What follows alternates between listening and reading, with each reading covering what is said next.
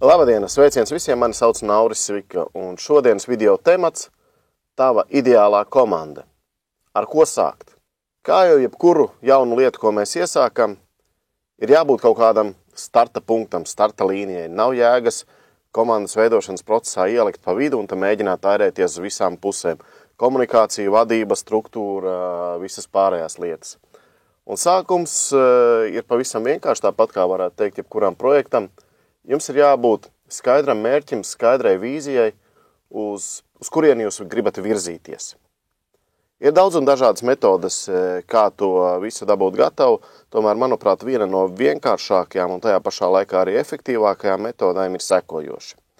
Uz īsu brīdi iedomājieties komandu, vienalga kādu komandu, vienalga kādu kompāniju, bet komandu, kas būtu ideāla, kādā jūs vēlētos strādāt.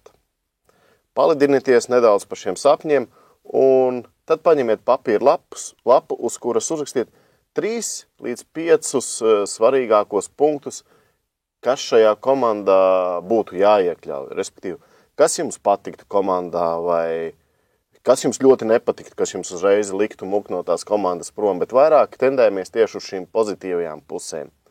Gadījumā, ja jums sanāk vairāk kā 3 līdz 5 apakšpunkti, tad vēlreiz izskrieniet sarakstam cauri un atzīmējiet tomēr būtiskākos, jo ir tā, ja jums būs vairāk pa 5 punktiem, jūs atkal mētāsties pa labi, pa kreisi un jums trūks šī fokusa.